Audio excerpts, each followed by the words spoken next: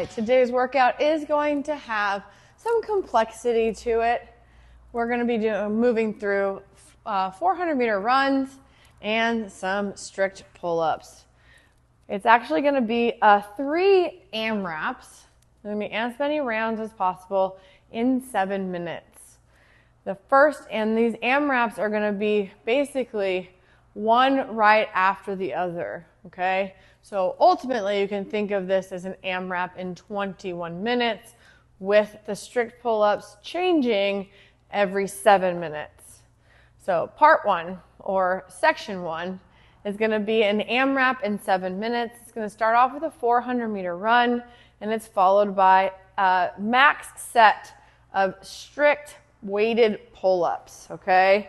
It's going to be with a wall ball for the weight, and we're going to go ahead and try to hold this wall ball in between our legs, either high or low. It's up to you, but we're going to go ahead and jump up, and we're going to go ahead and do as many strict unbroken pull-ups as we can in one unbroken set. As soon as you break it, you're headed out for a run, and you're going to go ahead and come back. We're going to do as many rounds as we can in 7 minutes. All right? Now, the weight can be changed. It's 2014 as RX. But again, if you have some weighted pull-ups, but not at the RX weight, go ahead and scale that way first. All right? We'll talk about the other scales in a moment. As soon as that 7 minutes is up, even if you're out on the run, when you come back, the next 7 minutes is going to be just regular strict pull-ups. So we get rid of the ball, and now we have strict pull-ups, again in the same format. Max strict pull-ups in one unbroken attempt. As soon as you break, write down your reps and head back out for the run. Our last 7 minutes is going to be a 400-meter run, followed by feet elevated ring rows. All right? And it's the same format. We have a max unbroken set of ring rows. As we set up our rings, you can use a box or a bench for your feet. And what we're going to do is we're going to go ahead and lay underneath it. As you can see, my shoulders are slightly under the plane of the box that I'm using here. So that's what I'm looking for as RX, is that your feet are basically going to be in line, okay? And now my shoulders are slightly lower than the box. And I'm going to go ahead and pull up and come through, trying to keep the motion as strict as possible. So that's going to be the RX version of this workout. Now let's talk about the scaling options. We have a few scaling options, and level 1 will be scaling all of the movements, okay? So as you see level 1, it'll be saying strict pull-ups, feet elevated ring rows, and bent over barbell rows. I'd like for you to go ahead and just move that into part 1. Instead of strict weighted, it's now strict. Instead of the strict pull-ups in part 2, you're now moving to feet elevated ring rows.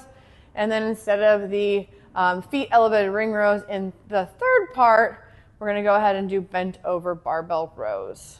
All right? Now, in part 2, we have a banded strict pull-up. We'll have the band going across the bar with your feet in the band, getting an assistance. Your coach will advise you on if you're using too many bands or not. And then after the strict banded pull-up, we're going to go ahead and go into a feet elevated ring row and then a bent over barbell row. All right? And then finally, our last scale will be a banded strict pull-up, ring rows without a box, so a regular ring row, trying to keep it as hard as possible as we move through it. And then that bent over barbell row. All right, so those are going to be our options. You're going to choose one scale and run it across using all of those scales. Now, on the bent over row, we're recommending that the weight is 95-65. You can go ahead and choose any weight that'll challenge you and force you to get a few reps, a handful of reps, but not so many that you're basically doing bent over rows the whole time. But when we do a bent over row, we're going to have more of like an RDL setup, so a more straight leg setup.